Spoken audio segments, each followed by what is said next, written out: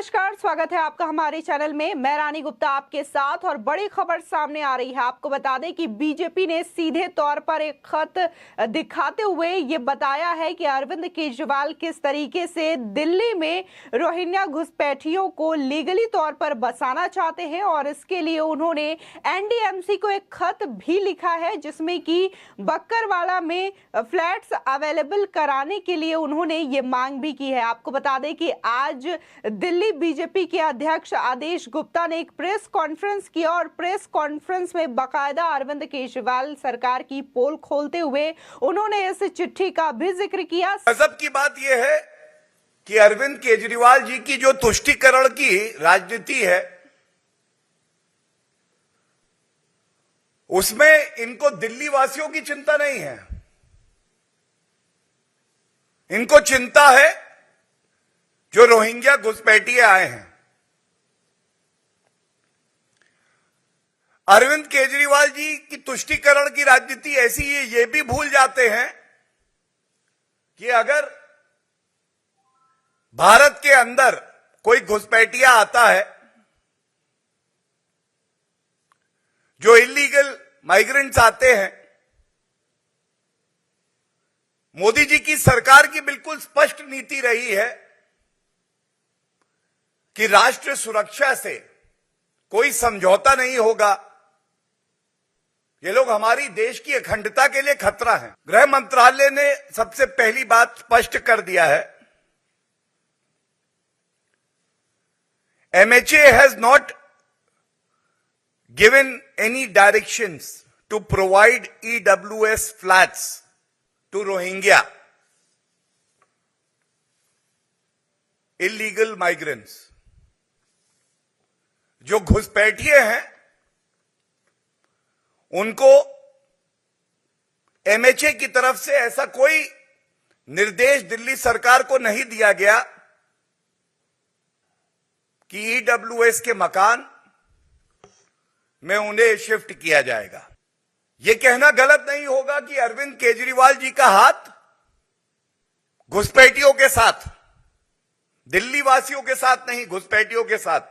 साथ ही उन्होंने ये भी बताया कि कैसे केजरीवाल सरकार जो है वो दिल्ली में रोहिंग्या मुसलमानों को इलीगल तौर पर बसाना चाहती है और उनके संपूर्ण सुख सुविधाओं का भी ध्यान रखती है।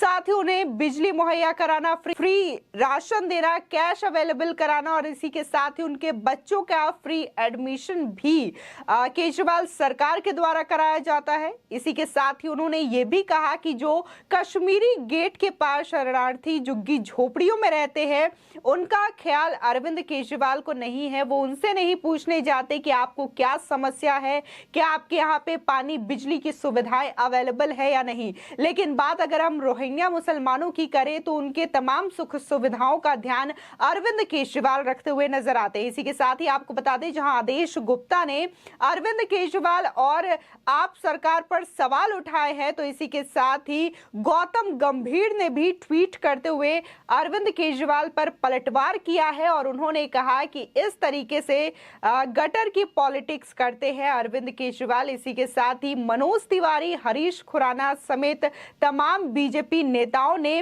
अरविंद केजरीवाल पर आरोप लगाए हैं। आपको बता दें कि बीजेपी नेता और लोकसभा सांसद गौतम गंभीर ने केजरीवाल सरकार पर हमला करते हुए ट्वीट कर कहा, आज दिल्ली के बेशर्म सीएम पूरे तरीके से बेनकाब हो गए हैं। उन्होंने रोहिंग्याओं के लिए बक्करवाल में फ्लैट मांगते हुए एक पत्र भेजा और अब वही कर रहे हैं जिसके लिए उन्हें जाना जाता है, गटर लेवल की पॉलिटिक्स। इसी के साथ ही दिल्ली के बीजेपी प्रदेश अध्यक्ष आदेश गुप्ता ने प्रेस कॉन्फ्रेंस कर केजरीवाल सरकार को जमकर निशाना साधते हुए कहा कि रोहिंग्या बांग्लादेशियों के साथ कौन रहता है और कौन उनको बचाने की अब तक बातें करता आ रहा है, वो पूरी दिल्ली देख चुकी है। अवैध रूप से रह रहे रोहिंग्याओं को आम आदमी पार्टी और उनके नेताओं का संरक्षण रोहिंग्या शरणार्थी नहीं बल्कि घुसपैठिए हैं। केजरीवाल इस बात को ध्यान से सुन ले। दिल्ली सरकार की जिम्मेदारी अवैध रूप से रह रहे घुसपैठी रोहिंग्या बांग्लादेशियों को चिंतित करने की है, पर वे उन्हें इसके बदले संरक्षण देने में लगे हुए हैं। दिल्ली में अवैध रूप से रोहिंग्या बांग्लादेशियों को बसाने वाले केजरीवाल उन्हें मुफ्त राशन, पानी, बिजली और स्कूलों में नामांकन तक देते हैं।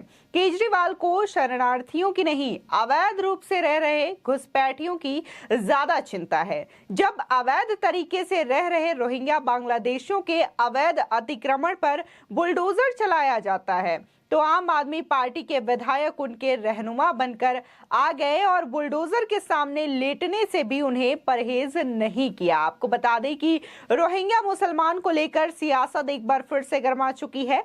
इस बार बीजेपी और आम आदमी पार्टी दोनों आमने सामने हैं।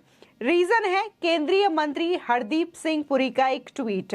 दरअसल पुरी ने एक ट्वीट कर कहा कि भारत ने अपने यहाँ हमेशा रिफ्यूजियों की मदद की है। एक ऐतिहासिक फैसले में यह निश्चित किया गया कि रोहिंग्या मुसलमानों को दिल्ली के वक्करवाला इलाके में EWS फ्लैट में रखा जाएगा। साथ ही उन्हें 24 घंटे दिल्ली पुलिस की सुरक्षा भी दी जाएगी। वहीं बताया जा रहा है कि दिल्ली के मुख्य सचिव की अध्यक्षता में हुए बैठक में यह निर्णय लिया गया। दिल्ली पुलिस और गृह मंत्रालयों के अधिकारी भी इस बैठक में शामिल हुए थे।